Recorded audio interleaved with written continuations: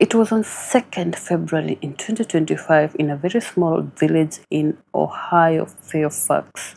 So kuna huyu shosho, she is a 64-year-old Denise Tenpenny, anaishi peke yake, ni msee mwenye anapendwa na watu, and she has a very bright aura.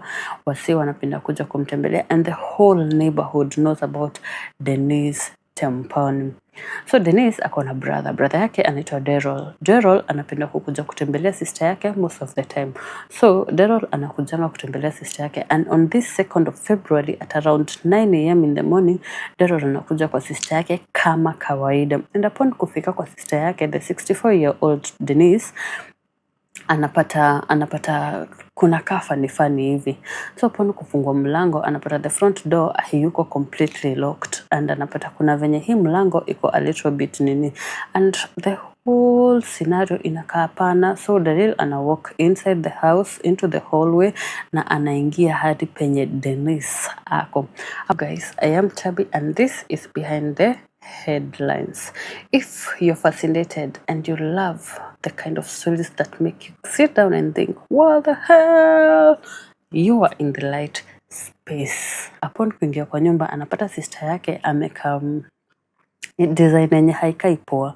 So the first thing anafanya, anapigia polisi, and na polisi wanamwambia we are coming, and the 911 operators hands over the call to the police, and the police go to do a welfare check. The police officer arrive at the scene. They upon ku dig deep into this investigation, wanapata hapana, kuna venye hii haikai suicide, kuna venye inakaa murder. But who killed this Denise? And she was loved by everyone. Hakuna mse mwenye hampendi, kila mtu anapenda kuongea na yeye, and there is no way it's an accident, and there is no way huyu mse amekufa. It's not an accident. Huyu mse amekufa na someone is behind this murder. So they start digging deeper into this investigation, and they start collecting evidence and collecting everything. And so our 64-year-old Denise Tenpenny is taken to the morgue for autopsy. Upon kupelekwa kwa autopsy, it is discovered that Denise did not die a quiet death. Denise fights back. She doesn't die silently. She dies fighting back. A 64-year-old grandma fought back. So the investigator wanachukua hizo the skin cell under the fingernails na wanaanza investigations, wana look into the blood spatter na wanaangalia kila kitu enye ilikuwa around. So the mapolisi wanaamua investigate, and they come into the one of the neighbors who had 2 twin boys, Levi and Hunter. Now, Levi and Hunter are very talkative. They are very talkative, but the mother is like, okay, I don't want them to get to know about this case. They're just 13 years old, and I don't want this to happen. I don't want them to get exposed to the kind of world that we're living in. In the neighborhood, there is someone who is dead. Denise Tenpenny is confirmed dead, and someone killed Denise. So Maya Levi and Hunter ataki story fikia watoto wake. So ako like, can we talk and not like involve them? But the police officer, they're talking to everyone in the village, and they want to like get the story and get the timeline and try to like see if they can catch a killer in between this scenario. So wanaita Levi na Hunter. Now Levi had cerebral palsy, so akona disability. The condition, it makes him like have a trouble walking, and he took time to learn how to talk, and inamfanya akwe na limitations in his physical form. So upon the detective wanakuja na wanaanza investigation, wanakuja wanaongea na familia ya kina Hunter. Upon kufika kwa familia ya kina Hunter, despite mama yao kutaka kuwaleta kwa hii story, the police decides to talk to them because no one is left outside. So he sits Hunter and Levi down, and they talk, and they are talkative to a point. They're telling, we are not ordinary 13-year-old boys. We are very much mature, and we understand what's going on. My brother here, we both love watching true crime stories. I love watching body cam stories about how investigations are done, and we are okay knowing what happened to the neighbor next door. So they are very, very much wanataka kujua hii story iliendaje, so they get into it with the detective and they ask questions na wanaanza kuongea. Upon wakiongea wana discover mama yao anawaambia the day that Denise was discovered dead, they were not home. Hunter was having an issue with her stomach and he was puking and he wasn't feeling well. And while Levi alikuwa amepigana na paka yake usiku, so he went to the hospital because the cat scratched him and alikuwa na cat scratch na alikuwa ameenda hospitali that morning. So upon kurudi ndio wanapata there was a murder in the community and they get into the house and they are like, something happened. So the detective talks to the boys and the boys are very talkative, and after they talk the detective leaves to go back to the police station. Upon kwenda na wanachukua DNA and they ask the boys, do you know what it means to like about the DNA? And the boys are like, yeah, we understand.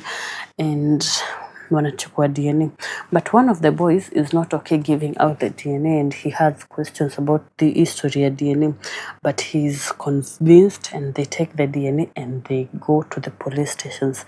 Now the investigation is starting and they are going through the whole thing and wanachukua DNA, and finally the DNA results comes back. Guess what? It comes positive for 2 people. Hawa watu wawili wenye wamekuja positive ni wagani? It's Hunter and Levi, the 13-year-old boys. The DNA from Denise Tenpenny hunt, it comes positive for the 2 boys. Remember, the 2 boys are twins.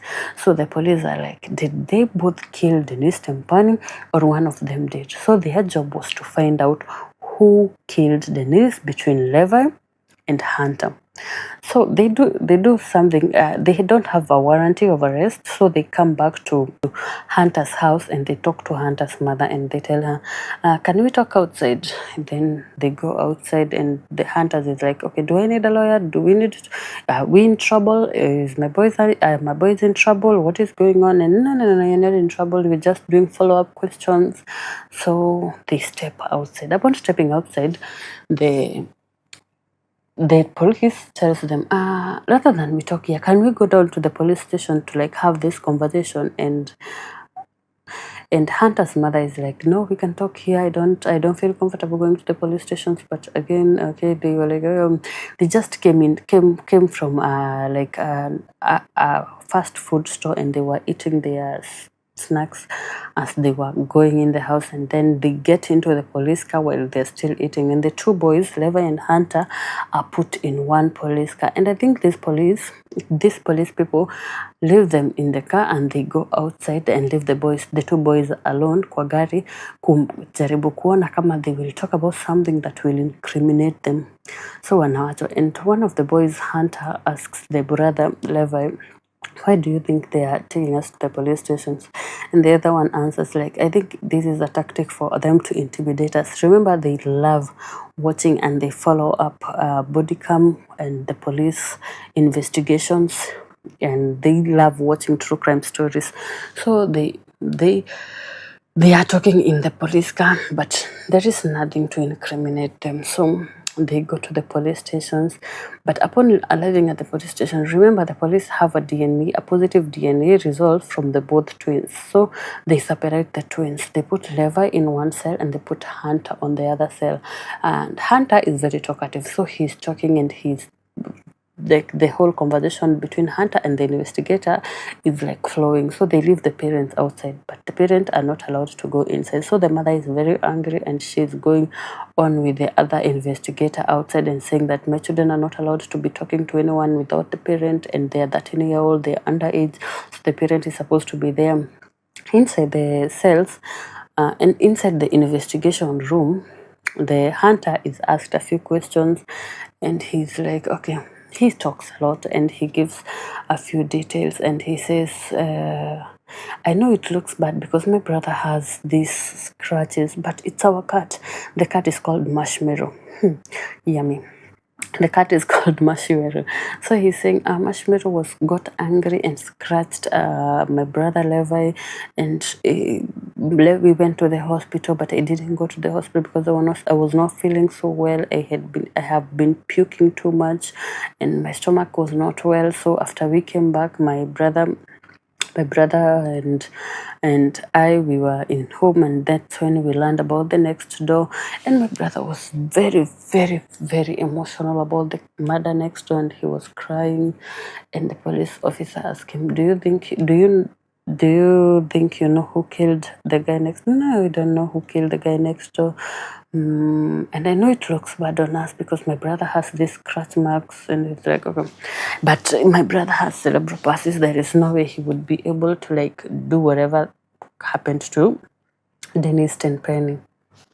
So upon the lengthy investigation, Hunter is told that I want to show you something, and I want you to tell me if you know this. So they bring a zoomed photo of a watch, and they asked him, do you know this watch? And he says, yeah, that's my brother's watch.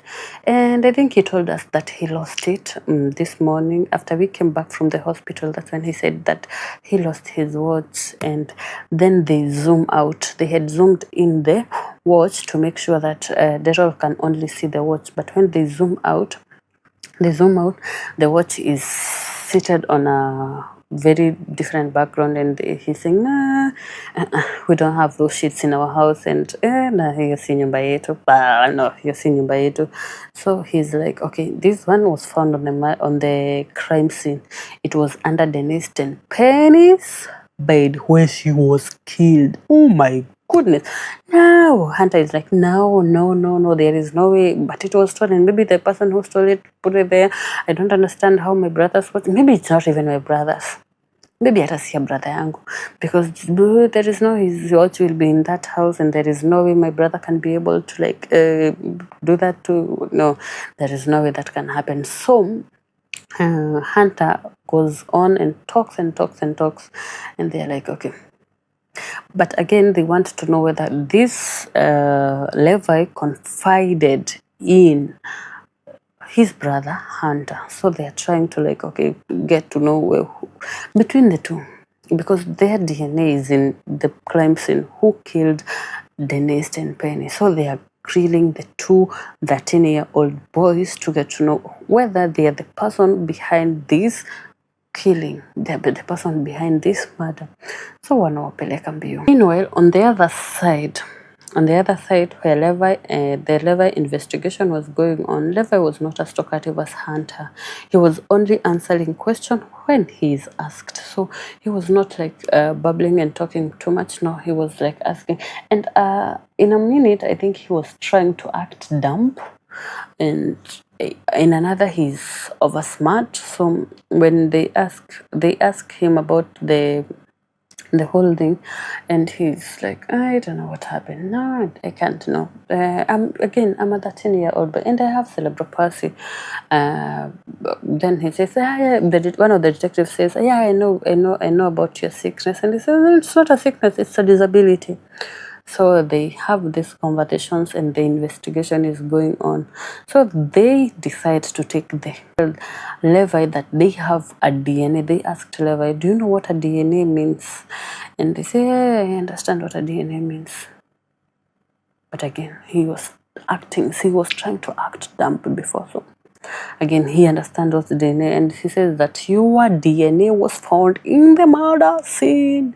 Your DNA was found in the murder scene. It's like, there is no way my DNA was in the crime scene because I was not there, and I don't understand how my DNA will be in the crime scene unless there was blood transfusion, and I haven't donated blood anytime soon. So I don't understand how my DNA will be in the crime scene. I don't understand who will take my DNA and put it in the crime scene. The detectives are like, okay, yeah, you don't understand, we don't understand how your DNA got into this crime scene, so we don't get to know how this blood got into the crime scene. And they are like, okay, he refused. So he realizes that, okay, this is happening. In the meantime, while the detectives are grilling Levi and Hunter, they had already got a warranty, and they're in Hunter's home doing an investigation, and what they find, it's not adding up. Remember, Levi said that he got the scratches from the cat called Marshmallow. Now, Marshmallow has very tiny paws. There is no way the kind of those injury that will have to be sewed with 6 strings would come from that nini. Unaniambiaje ati paka kadonchire kalikugwara hadi ukaenda kushonwa? There is no way that happened. So the detectives get to look into the cat now.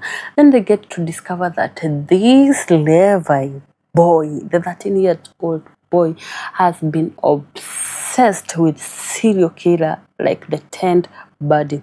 10th Buddy alikuwa serial killer, a very bad serial killer. I'll give you a story of 10th Buddy another time. I'll come. Alikuwa na vitu zenye hazikuwa zina make sense in Levi's search. He was searching things like how to find the perfect victim, how to strangle someone, how to commit the perfect crime and not get caught.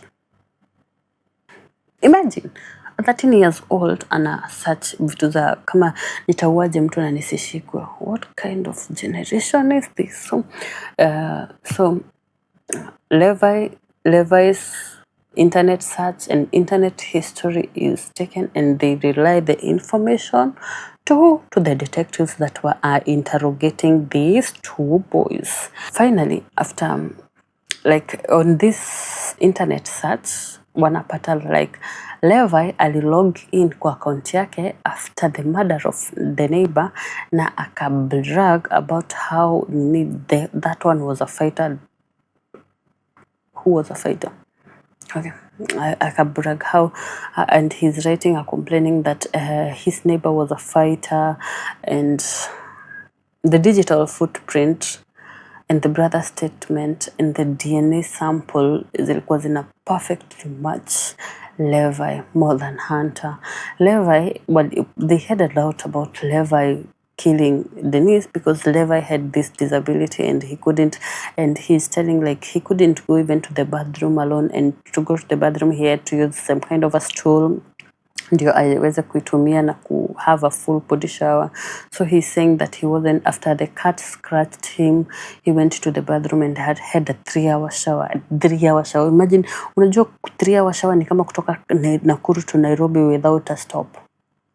Imagine your travel. Have a 3-hour shower. Like he had a 3-hour shower, and in the bathroom he didn't want to wake his mother or his brother because the mother was tired and the brother was not feeling well, so he didn't want to wake them. So he was in the bathroom alone and he fell na akagongwa na hiyo shower head on his head. So he's trying to explain the scratches and all things that are found on him.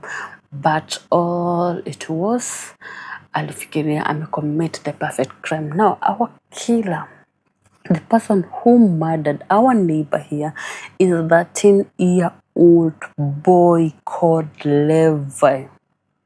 Levi aliwed the 64-year-old Denise Tenpenny, and he went ahead and bragged on the internet saying that this one was a fighter because Denise decided not to die alone, not to die silently. So he scratched nicely, and she fought back, and she did everything she can, but too bad she could not save herself, and she was killed by this 13-year-old who had cerebral palsy.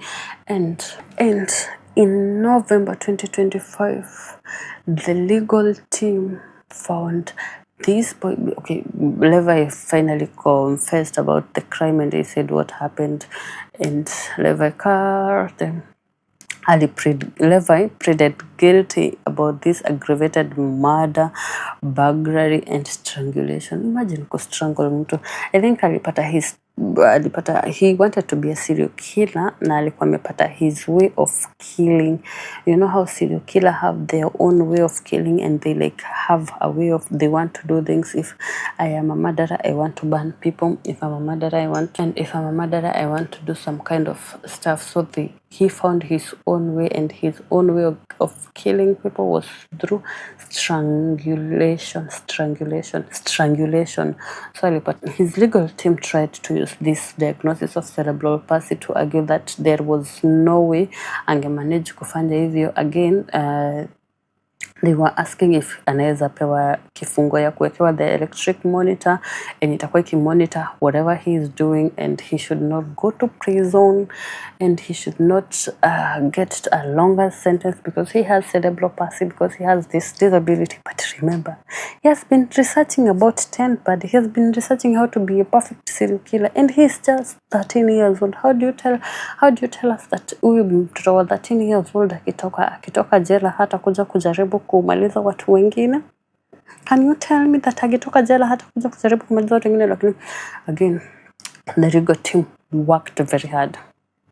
Because of his age, he was sentenced to stay in the juvenile department until he is 21 years old. On his 21st birthday, he will be able to go outside of the he will be able to be set free. Again, I don't think he should be set free.